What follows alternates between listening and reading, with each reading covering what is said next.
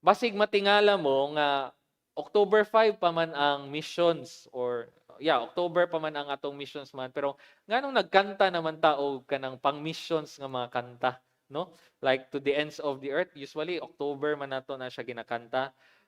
Today, basig nakalimot lang mo, but today is the second Sunday still of September. So naagihapon ta sa atong tema karong bulana nga called to serve. Ang emphasis nato on servanthood or sa pag-serve sa uban nga tao. Of course, living out our God-given calling. Pero kato siya nga mga kanta, this is related sa atong topic this morning. If you are in social media, kinsa man ang walay Facebook daw diribe taas kamot? Murag imposible man siguro wala tay Facebook karong adlaw no or wala ta sa social media or kung nagtan-aw ka og balita sa inyong TV, I'm sure you are familiar with what is happening in the world today. No? Kabalo ta sa mga kagubot nga nagakahitabo sa atong kalibutan karon. Maybe you have heard of, I'm sure familiar man ta sa kaning gera nga nagahitabo sa Ukraine and sa Russia nga up until now wala pa gyud ni siya kanang unsa peace or wala pa ni siya kaayuhan no. Of course, even sa Israel and sa Palestine wala pa gihapoy kanang resolution nga nahitabo. In fact, sad hunahon nga kaning katawhan sa Ginoo nga Israel, they are attacking other countries nga na sila information nga naang mga terorista dito. So even until now no pati ang Qatar na appeal na og pag-atake nila. So mga gera nagakahitabo sa kalibutan daghan not only these two but even other mga wala pa siguro kay nabalita nga mga kagubot or mga pag away-away between countries. We know of the protests, lahi-lahi nga mga protesta nagakahitabo pod in other countries like sa Nepal nga napababa gyud nila ang ilahang prime minister together with the whole family. At the same time in Indonesia naapoy mga protests and even in France no naay mga lahi-lahi nga protests particularly or primarily because of the corruption of their government. And dili na ta molayo pero even diri sa atong Pilipinas, I've heard I think naapoy mga post na on September 21 no naanay mga kanang pagkita-kita I think dito ra to sa Luzon to mga protesta pod about sa nagakahitabo especially on the Department of Public Ways and Highway tama ba no DPWH na to murag nahimo na gyud nato ning teleserye no murag usahay kanang murag diri nimo ma-feel tanang emotion usahay magkatawa ka kay usahay katawanan kay ang ilang mga pangutana usahay usually more on kalagot gyud imo ma-feel kay kanang kanabang mahimo sa ubang tao nga naa sa posisyon ang kanang ingana nga pagpangawat and napoy part of sadness no nga kitang tanan many of our Filipinos are affected katong mga nabahaan sa Luzon because of the corruption nga nagakahitabo sa atong kalibutan. So this is happening all over the world right now and even here in our country. Kani nga mga events dili lang ni siya karon lang nahitabo. But this has been happening throughout the start of history, no? Dugay na nga nay mga gera sa lahi-lahi nga mga lugar sa kalibutan. Dugay na nga nay mga conflict between families. Dugay nga naay mga corruption sa lahi-lahi nga mga panahon sa government sa lahi-lahi nga lugar. All of these are happening and we can ask the question, why? Nganong despite sa advancement sa atong technology, nganong despite sa advancement sa atong society, siguro makahuna-una ta nga, siguro sa una, gubot kay sila kay, wala pa man kay sila kahibalo. Sige ra gyud sila away kay gamay pa man ilang knowledge. Pero karon nga grabe na ang spread sa information sa technology, nganong naa man gihapoy mga kagubot. Unsa man gyud ang factor ani? Why? Because sa pinakaugat ani of all of these conflicts that is going on in the world, ang pinakaugat ani is ang sala, no? The sinfulness of humanity, the selfishness sa mga katawhan. And so kung dili ni siya masolusyonan, what will happen in the future? Balik-balik lang gihapon ni. Naagi hapon yung mga kagubot, panag-away, corruption ang mahitabo. And this is why kita nga mga Christians, we emphasize so much on missions. Nganong importante man kay sa ato ang missions? Because we believe that Jesus is the cure for the epidemic of sin. Nga walay laing makahatag og kaayuhan sa kani siyang sakit sa sala, kundili si Jesus lamang. But at the same time, we have to realize nga kung ang cure, kabalot nga cure is si Jesus. Pero kung ang cure, ang isa katambal, magpabilin lang siya sa iyang sudlanan, do you think makahatag na siya kaayuhan sa mga nanginahanglan nga naisakit? Of course, dili. We have to realize nga kung si Jesus magpabilin lang siya sulod diri sa simbahan, then ang mga tao nga nanginahanglan outside the four walls of the church will never experience ang kaayuhan nga pwede ihatag ni Jesus sa ilaha. So maunang this morning, karong buntag, the challenge for us is to go beyond the four walls of the church. Nga ang atong emphasis on service, nga kita tanan, we are tasked by God to serve one another. Pero ang atong pagserbisyo, dili dapat kutob lang diri sa sulod sa church. But kinahanglan mugawas ta outside the walls of the church to reach out to the people, especially sa mga wala pa nakaila diha sa iya. And our passage this morning found in Matthew chapter 5, verses 13 to 16. Kung naatay mga Bibles, abrihan na to sa Matthew chapter 5, verses 13 to 16.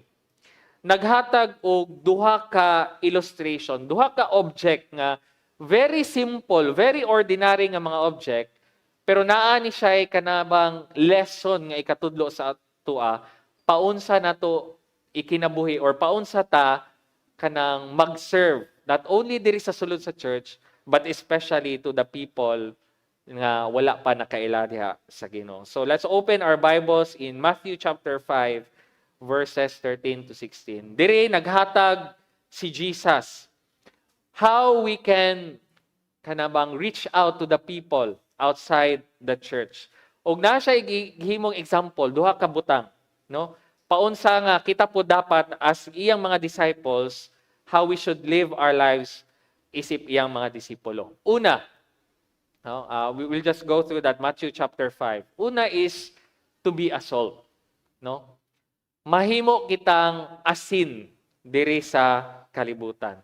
Ang challenge ni or gi-state ni Jesus sa iyang mga disciples, verse 13, ingon siya, you are the salt of the earth. Kamo ang asin diri sa kalibutan. Kaning you, kaning pag-mention ni Jesus nga you, nga gigamit ni Jesus nga term diri in the original language sa Greek, dili ni siya ordinaryong nga pagkagamit. Kaya nga naman, in the Greek language, paunsa mag-form sila og sentence, usually mauna gyud ang verb. Unsa gani ang verb? It is the action word. So mauna gyud ang action word followed by the subject and then the object of the sentence. Pero diri when Jesus said this to the disciples, giuna niya ang subject which is ang kaning you. Meaning Jesus wants to emphasize nga ang importante ani nga kani siya nga kanang gusto niya isulti sa mga disciples is kita. Kita nga iyang mga disciples. And he states here that we are the salt of the earth. Kung naakapirmi sa kusina, kisa may naapirmi sa kusina diri? Tas kamot? Murag sugod karon nga week, murag ako nagipirmi sa kusina ni kay wala naman akong ginikanan sa among balay. No? Kung naakapirminti sa kusina, you know the importance of salt. Nakatry naman kog luto nga kanang toyo-toyo ra, lahi ra gyud nga naay asin. Lahi nga combination gyud siya, no? Kahinumdum ko sa una, magkatawa lang ko maka-remember nga kabalo ko valuable kay ang asin. Pero wala na ko na-realize kung unsa siya kabarato. So, one time nahurot ang asin sa balay, sa church. Kay sa church man po ko nagpuyo. Katong napa ko sa Manila. So, anak ko mo palit kog asin. Adto ko sa palengke. So, akong una-una lagi ka ng valuable kay ang asin. So, siguro mahalon ni. So, anak ko, papapalita ko og bali 100 pesos nga asin. So pagtunol sa ako sa baligya, 4 ka kilo ang iyang giuna because I was thinking na 1 ka kilo ang 100 pero 4 ka kilo yang so murag nakuratan ko kay ingana ka valuable ang akong paglantaw sa asin. And ang salt is very valuable especially when we talk about flavoring, no? Pagpalami sa pagkaon. Pero you know, in the biblical times, sa panahon nilang Jesus, ang asin, di lang siya ginagamit para sa pagkaon. So of course, isa na siya sa use, isa siya sa major use, pero ang asin or ang salt was also used to preserve food, no? Kay dili man siya maapektuhan sa mga germs or sa bacteria, so ginagamit nila to coat ang ilang mga karne para dili siya magka-molds dayon or amagon dayon. So to preserve food. At the same time, ginagamit po siya to fertilize the soil. So ginabutangan nila ang yuta nila og asin para mas mo naa siya nutrients. And also tungod kay makatanggal man or dili man madali mabutang ang bacteria ang asin, ginagamit po siya pang tambal sa ilang wound or pang disinfect. Wala pa man siguro sila yung alcohol ato sa una nga isopropyl. So ginagamit nila murag sakit una-una no, anaon og hapdos og asin pero isa ni sa ilang ways to disinfect ang ilang mga samad. So you see, ang asin was very important, no? Simple lang kay siya nga butang pero importante kay siya sa ilang panahon sa una. And this is a picture of how kita nga mga disciples ni Jesus sama sa asin can make a big impact diri sa kalibutan, no? That every time nga kanabang ang asin ibutang sa pagkaon, ibutang sa soil, ibutang sa samad, naa siya'y positive effect. Ingana ang picture nga gusto ipakita sa ato ni Jesus. Isip mga disciples niya, we can make a great impact, positive impact diri sa kalibutan. Pero diri sa kaninga verse 13, wala siya nag-focus ana nga aspect. Instead, nag-focus si Jesus on the negative aspect, which is ang warning ni Jesus, kung balikan nato ang verse, that if ang salt mawala ang iyang pagkaparat, then mahimo siyang murag walay pulos. Diba? Ang purpose gyud, ang main purpose sa salt is to give saltiness. So kung ang salt mawala ang iyang main purpose, syempre mawala ang iyang pulos. So, ang pangutana diri is, mawala ba ang kaparat sa asin? Nakatry na ba mo nga mawala ang kaparat sa asin? Wala man siguro. Because according to science, ang kaning compound sa asin, as long as it will stay as it is, dili mawala ang iyang kaparat. Kay ingana man gyud ang iyang kaning unsay element gani sa asin? Sodium chloride. Okay. Kung dili na siya maapektuhan, it will stay as it is salty. Pero unsay ginamin ni Jesus when he said here nga mawala ang saltiness? Kay kabalo mo, in their time, ang pinaka-source nila ang isa sa ilang source of salt is kaning Dead Sea. Okay? Kanang makita ninyo ng mga puti, puros na asin, no? Ang Dead Sea is ang dira paadto tanang tubig gikan sa Sea of Galilee moagi sa Jordan River padulong tanan sa Dead Sea. And tungod kay baba ang iyahang kanang position or iyahang placement sa yuta, kanang nagtapok dito tanan. And kaning asin sa Dead Sea, dili kay ni siya parat compared sa uban nga mga source sa asin. Kabalo mo nga no? Because tungod kay daghang ginaagian ang tubig, daghang mga masagol nga mga other elements sa iyang tubig. That's why pag abot niya sa Dead Sea, pag mag-evaporate na siya, mabilin ang sea salt, Dili kay siya parat kay nganuman, it is full of impurities. So para magamit siya, kinahanglan pa siya i-refine, ingana, no? Compared sa uban nga mga salt. So, maunang ingon dito nga verse, ingon sa verse nato in verse 13, kung mawala niyang saltiness, unsaon na lang siya, tamak-tamakan na lang siya sa mga tao. Mawala na yung pinaka main purpose and it will be used for lesser purpose. Igsoon, this is a perfect picture of the condition of many Christians today. Kabalo mo, we are recipients. Dili lang ta nagdawat, but we are also bearers. Tagadala ta sa unsa man, sa mga panalangin sa Ginoo, sa iyang truth, sa iyang love, sa iyang grace. Tanan ni nadawat nato. And as recipients of God's grace, God's truth, God's love, we are expected nga pinaagi ani nga mga blessing makahimo ta og positive impact diri sa kalibutan. Sama sa asin nga mohatag siya og impact sa pagkaon, sa yuta, sa mga samad. Expected na sa atua. Pero this will not happen if ang atong purpose nasagulan sa mga kalibutan-on or mga pangkalibutan na pagkinabuhi. Sama sa Dead Sea salt nga nawala iyang kaparat tungod kay nasagulan siya og lahi-lahi nga mga elements. Nahimo siyang impure. Kita pod, we will not be effective in serving others, in showing the love of God to others if masagulan pod ang atong kinabuhi. Usahay, even if dugay na ta nga mga Christians, usahay ma-impluwensyahan gyapon ta sa kalibutan. Usahay na mga times nga parehas ta og panghuna-huna sa kalibutan.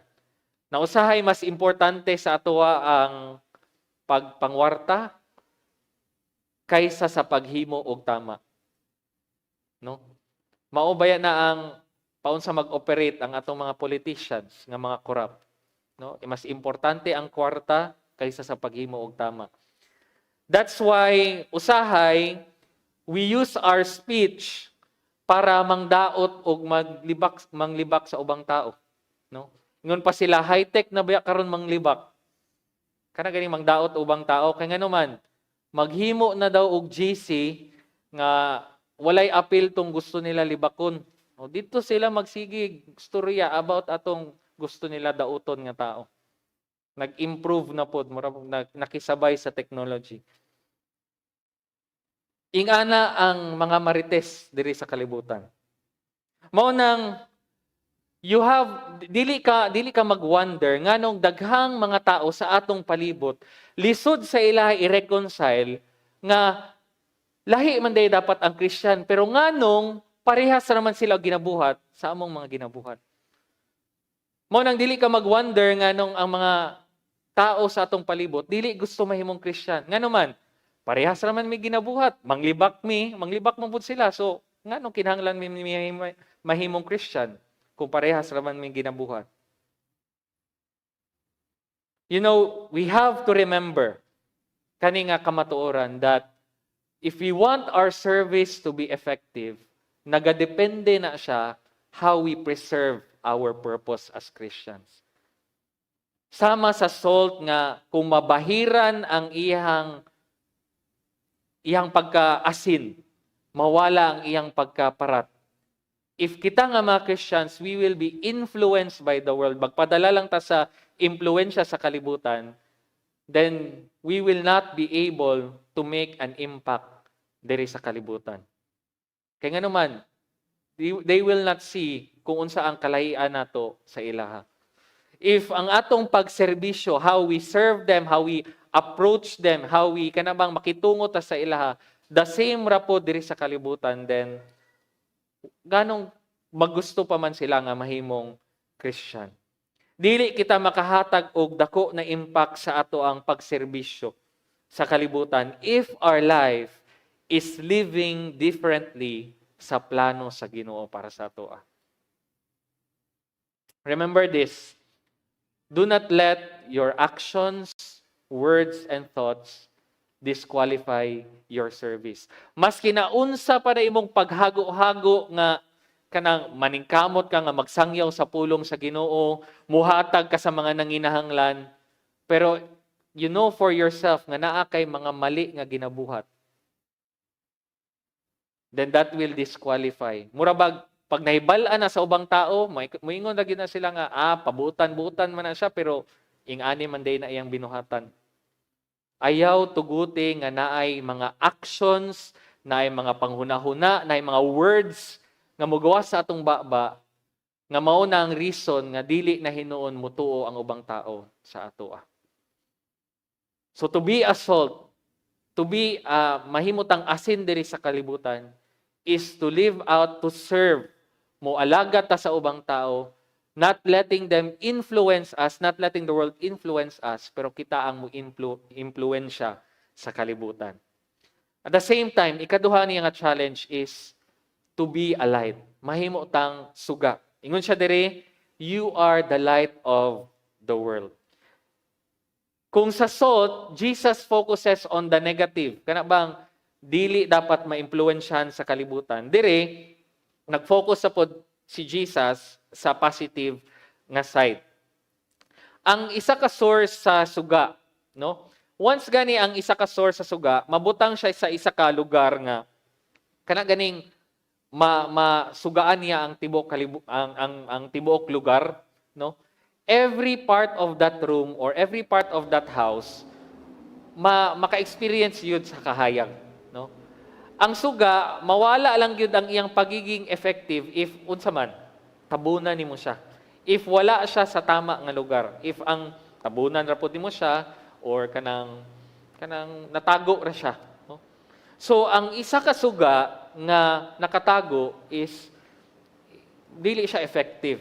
Ang picture nga gi-paint ni Jesus diri is kaning iyang gingon nga kana ganing pag moadto ka og bukid tapos mo tan-aw ka sa pikas bukid, di ba pag naay balay makita nimo siya dayon. Kaya nga naman lahi siya kumpara sa kanang sa jungle nga naa nag-surround sa iya. So a city sa isa ka bungtod dali ra gid siya makita because it is different. Lahi siya. So ingana ang picture nga gusto ipakita sa atoan diri ni Jesus sama sa suga nga dali gid siya makita, no? Once it is kanang lit or kanang siyang mapahayag, mapasiga siya, kanang dako gid ang iyang scope nga apektuhan sa iyang kahayag. So it is the same with light. So ang suga nga ginataguan does not serve its purpose.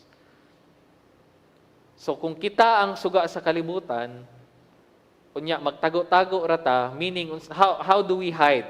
Kung diri ra pud ta magpabilin, magsige tag pabilin diri sa church, dili ta mo gawas, mo reach out sa mga tao nga wala pa nakaila sa Ginoo. Then unsa ta? We are not serving our purpose.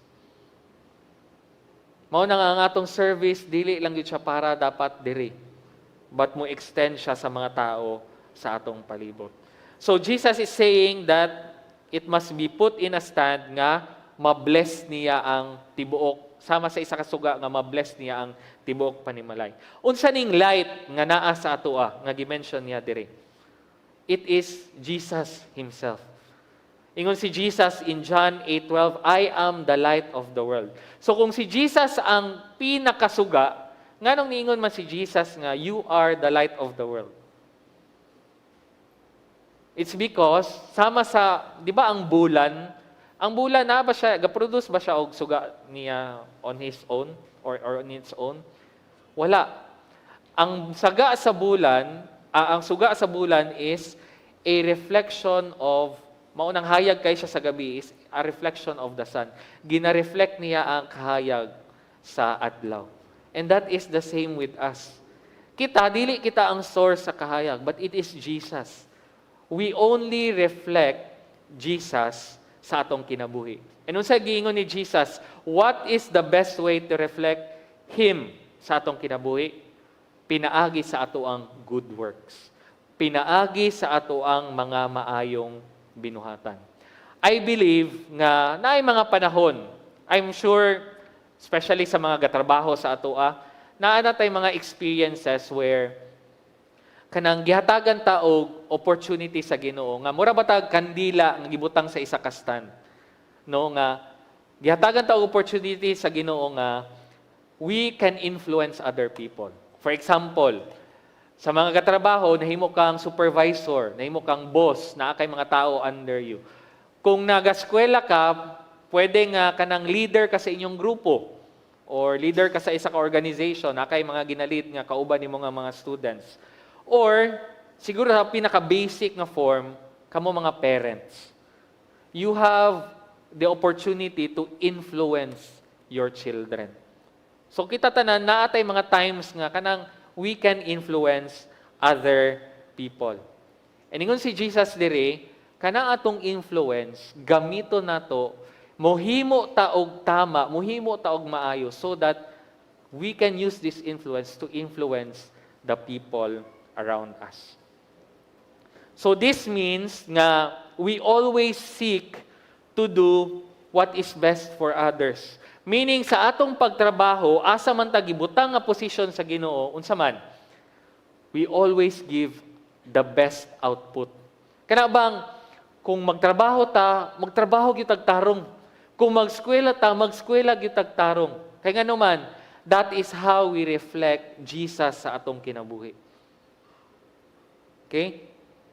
This means taking every opportunity to serve also the people around us.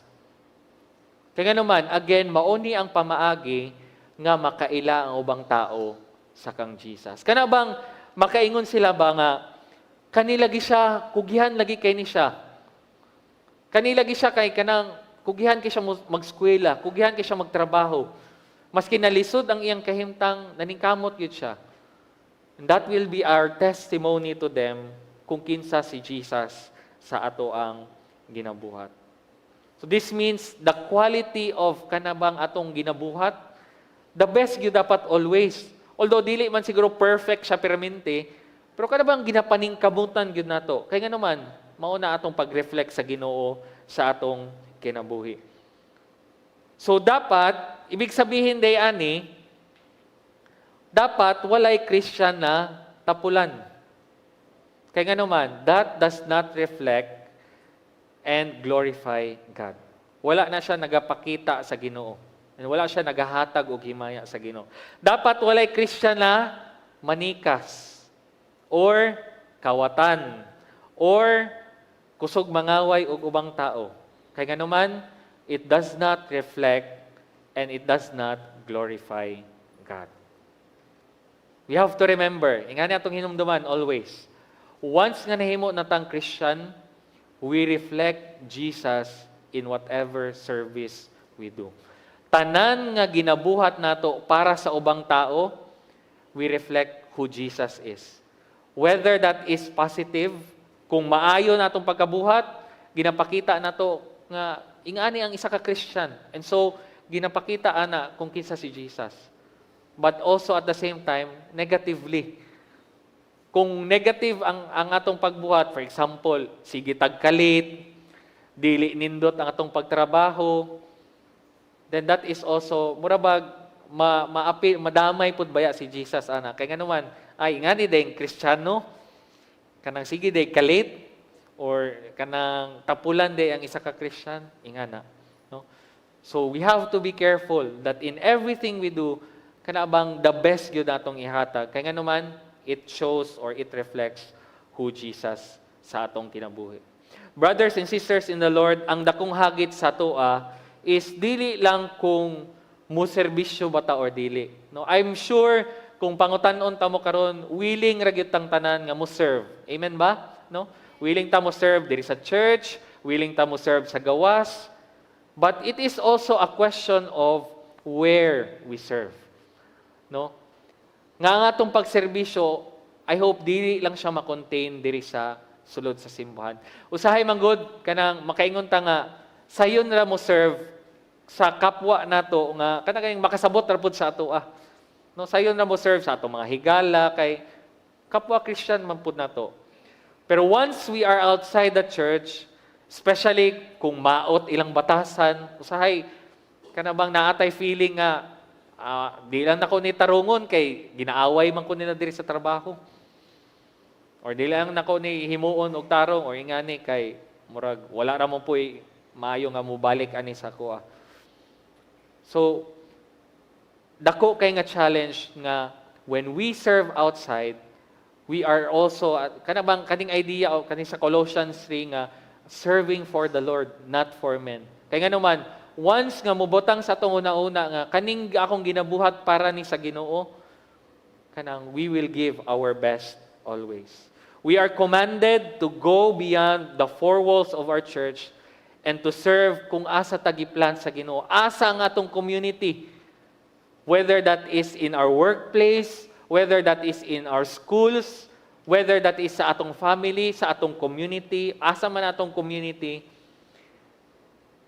ang challenge sa ato is to serve without being influenced by the world and at the same time with the good works nga giandam nga gipabuhat sa ato sa Ginoo with our best.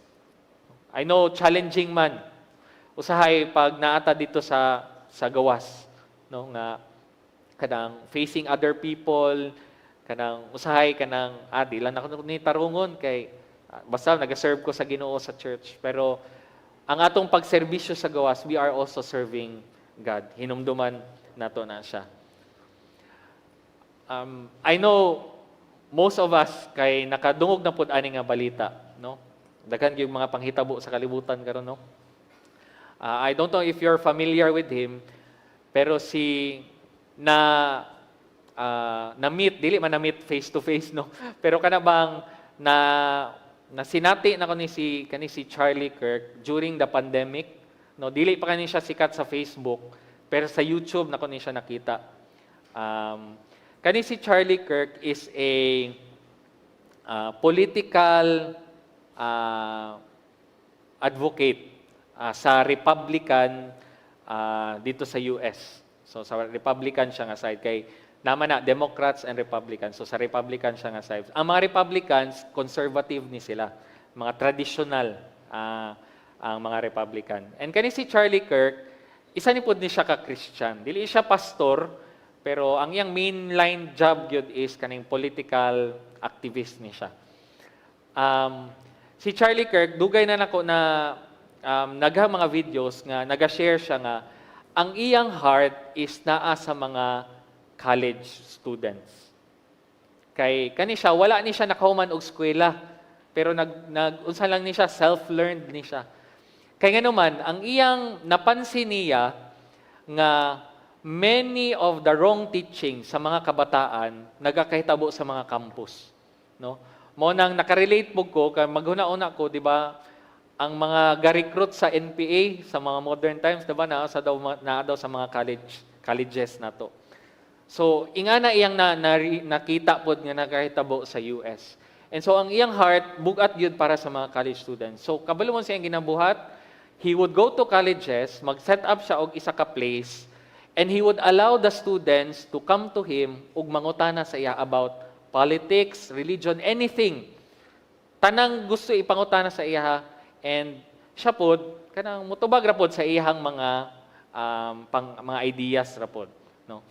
And tanan gyud nga videos nga akong makita sa iya, and mo ni diri ko medyo na kanang naunsa sa iya, namangha sa iya kay i-connect gyud niya sa gospel, no? Whether that is a political question, kanang musturya pag siya lalom moadbot gyud siya sa sala, and then moabot gyud siya sa mo share sa nga about kang Jesus. So many kabalo man kita again, no, mobalik ta sa atong ingon ganiha, ang cure gyud sa problema sa sala is si Jesus lamang gyud. So mo na yung ginabuhat. And so sadly, just last week sa iyang isa ka rally nga nag-allow siya mga students nga nangutana sa iya, gipusil siya, no, right there and then. And I think na-mention man niya in the past nga kanang aware siya about ani nga danger, no, nga kani magod siya medyo hait ni siya musturya, naa ni siya medyo extreme magod siya kanang extreme pod, naa pod mga ideas nga medyo kanang dira pod mo agree, dira pod kay ko mo agree sa iyang mga ideas. Pero for the most part kanang about man gyud siya sa Ginoo gihapon. And so mao nang sa iyang sinuryahan kanang medyo naagi po yung mga tao nga maglagot nga dito sa Picas side. And siguro naay mga uban nga nagkahuna-una na og himog daotan mao tong gihimo nila ni. Pero ang gusto na ko emphasize is kani si Charlie is an example of someone nga wala siya nagpabilin sa sulod sa simbahan. Pero asa siya niadto siya kung asa ang mga tao. Kung asa ang mga tao nga nanginahanglan jud kang Jesus sa mga universities. And he knew the danger of it. Kabalo siya sa unsay pwede mabuhat mahitabo sa iya. Pero he took the risk because kabalo siya sa burden of speaking the truth, kabalo siya sa burden of sharing the gospel of Jesus sa mga nanginahanglan. And he is an example. Naay tendency nga kung ingani ta ka isog, pwede pod ni mahitabo sa ato no? Muadto ta sa mission field, muadto ta sa atong mga igsoon in the remote areas, pwede pod mahitabo ni sa ato Pero mao nang pangutana ba nga mutugot ba ta nga ang gospel magpabilin lang diri sa church? Mutugot ba ta nga si Jesus hangtod diri lang sa simbahan? Because if that is our thinking, mahimo lang tang comfortable diri sa sulod sa church, then dili ta matingala nga ang kalibutan magpadayon sa pagkagubot. Kay wala nila na experience ang tambal nga si Jesus. So if you want to reach out or if you want changes, transformation nga mahitabo sa kalibutan, mas kinahanglan yun nila mailhan si Jesus. And we can do that. How?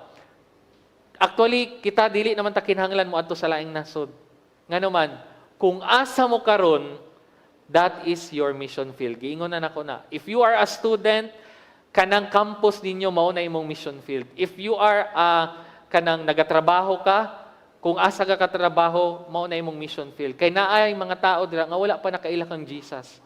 And so the challenge is, how can you be a salt and light diha sa imong community? Kung asa nga subdivision mo nagpuyo karon, kana imong family nga wala pa nakaila kang Jesus, mauna ang ato ang kinahanglan nga mahimutang salt and light sa ila. So as we end, aduna ko'y pangutana sa atoan. So find a partner, kana imong katapad. Sige daw, ligi asa imong katapad. Tanawa daw kung mura na siyag asin or suga. Basig suga na siya kay hayag kayang agtang.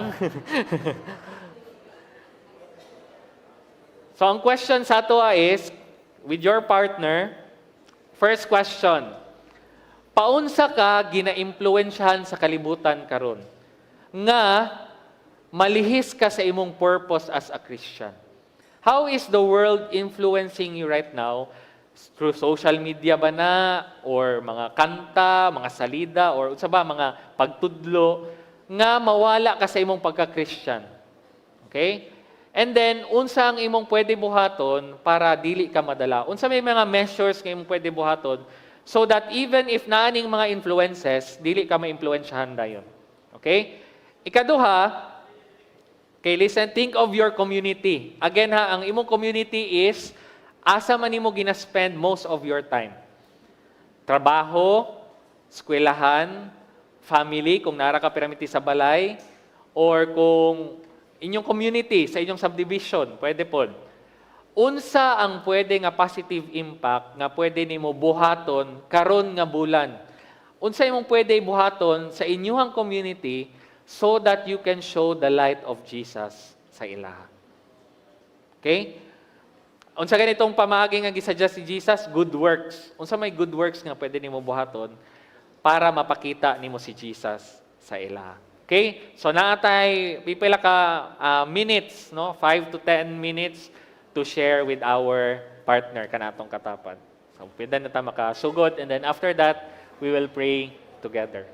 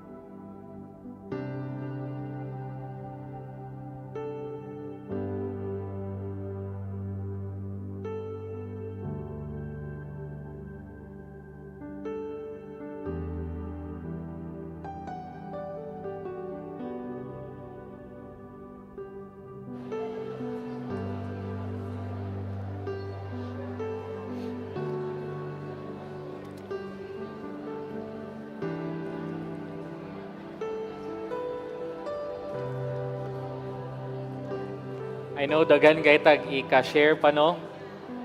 But for now, ang challenge na to is kanang especially sa second question, no, whatever it is nga pwede na to ikahimo sa ato ang community, I challenge you that we will find ways, especially karon nga bulan, no, dili na to pahumanon kani nga bulan nga wala tayong mahimo nga positive impact sa ato ang community to show the light of Jesus. Let's all bow down our heads and let us pray for this. No? Atong iampo ang atong gi-share sa atong kauban. Iampo nato atong kaugalingon, iampo nato atong partner na kita tabangan sa Ginoo that we will go beyond diri sa atong church and make a positive impact diri sa ato ang kalibutan. Let us pray. Lord, we thank you for calling us as your children. Salamat, Lord, kay daghan kay mig blessings nga na-experience, Lord. Isip imong mga anak, oh God. But Lord, dili nimo gusto nga magpabilin lang mi diri. You want us, Lord, to be channels of your blessings. Channels of your truth, your love, your grace.